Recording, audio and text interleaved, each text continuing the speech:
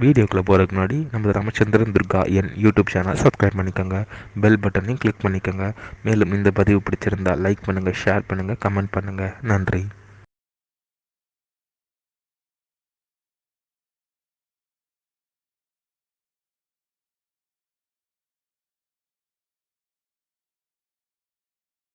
ஸ்ரீகுருभ्यो நமः. ஹரி ஓம். ஸ்ரீ மகாகணாதிபதியே நமः. அனைவருக்கும் முதற்கண் கோடான கூடிய நமஸ்காரங்கள், வணக்கங்கள், வந்தனங்கள். அனைவருக்கும் அன்பு கலந்த இனிய ஆசீர்வாதங்கள். தமிழ் வருஷம் குரோதி வருஷம் வைகாசி மாதம்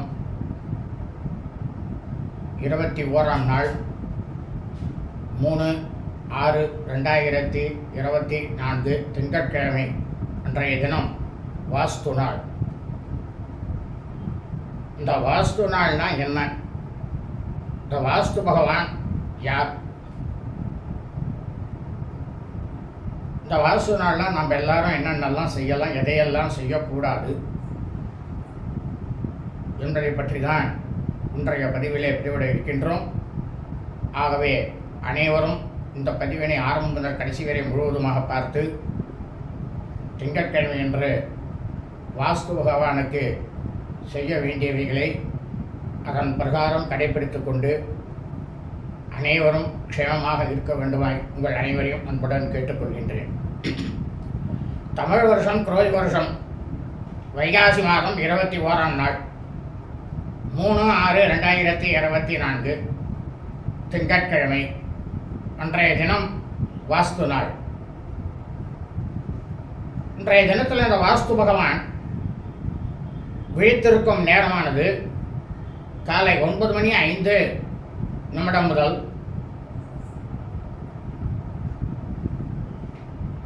10:35 வரை விழித்திருக்கிறார். அதாவது இந்த வாஸ்து பகவான் எதற்காக அப்படின்னு பார்த்தோம்னா, இந்த வாஸ்து நாள் அப்படிங்கிறத பார்த்தோம்னா,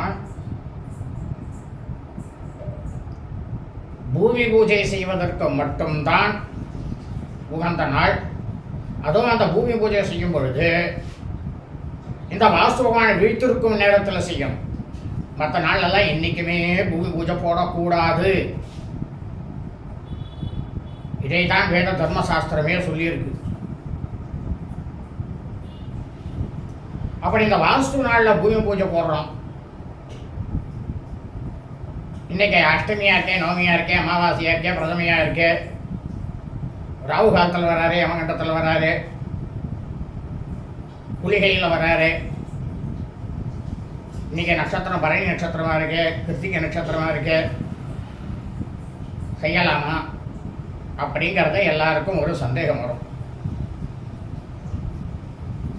அதாவது இந்த வாஸ்து பகவானுக்கு அமாவாசையோ, பிரதமையோ, பௌர்ணமியோ, அஷ்டமியோ, நவமியோ கிழமைகளில் எந்த கிழமையும் அவருக்கு கணக்கு கிடையாது. அதாவது சோமவாரம், இந்து வாரம் முதல் பானுவாரம் வரை இருக்கக்கூடிய நாட்களில் அவருக்கு எதுவுமே கிடையாது. வார தோஷமே கிடையாது அவருக்கு. திதி தோஷமும் கிடையாது. அதே மாதிரி ராகு காலம், யமகண்டம், குளிகை அதுவும் அவருக்கு கிடையாது. இந்த வாஸ்து பகவானாகப்பட்டவர் அவர் விழித்திருக்கும் நேரம் மட்டும்தான் முக்கியம். அது ராகு காலமாக இருந்தாலும் சரி, யமகண்டம் வந்தாலும் சரி, எதுவாக இருந்தாலும் சரி, கண்டிப்பாக அந்த நேரத்தில் தான் பூஜை செய்யணும்.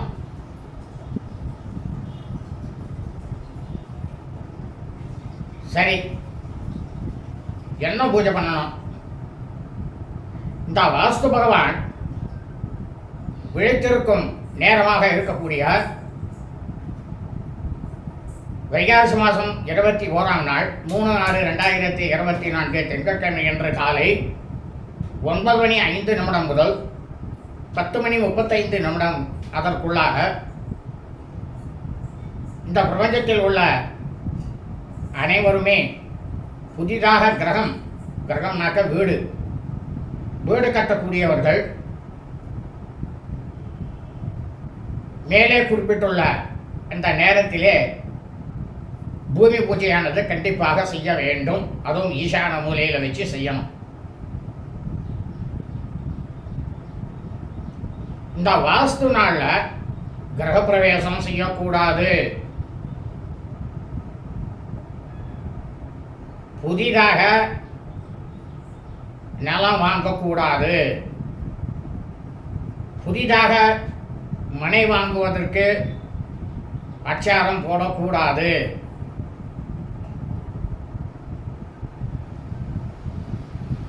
புதிதாக தொழிலானதும் ஆரம்பிக்கக்கூடாது.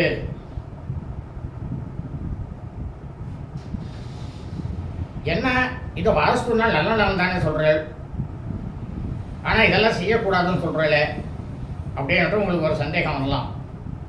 அதாவது அவர் பூமி பூஜை செய்வதற்கு மட்டும்தான் இந்த வாஸ்து அந்த கிரகத்தில் இருக்கக்கூடிய சகல தோஷங்களையும் நிவர்த்தி செய்யக்கூடியவர்.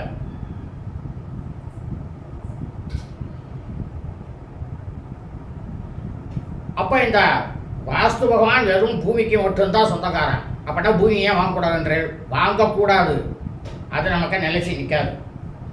ஆனால் பூஜையை போட்டேன்னா நீங்கள் அந்த வீடை கட்டி வீட்டுக்குள்ளே போகும்பொழுது அந்த வாஸ்து பகவானாகப்பட்டவர் பலவிதமான க்ஷேமங்களை உங்களுக்கு கொடுப்பார். ஆகவே அனைவரும் வைகாசி மாதம் 21ஆம் நாள் 3/6/2023 திங்கட்கிழமையன்று காலை 9:05 முதல் 10:35 வாஸ்து பூஜையை செய்து வாஸ்து பகவானுடைய பரிபூர்ண கிருபா கடாட்சத்தை அனைவரும் பெற்று அதி விரைவிலே தாங்கள் அனைவரும் கிரகப்பிரவேசம் செய்து சொந்த கிரகம், அதாவது சொந்த வீட்டுக்குள்ளே புகுந்து பிரமாதமாக அனைவரும் க்ஷேமமாகவும் சௌக்கியமாகவும் இருக்க வேண்டுமாய் உங்கள் அனைவரையும் அன்புடன் கேட்டுக்கொள்கின்றேன். சுபம் அஸ்து.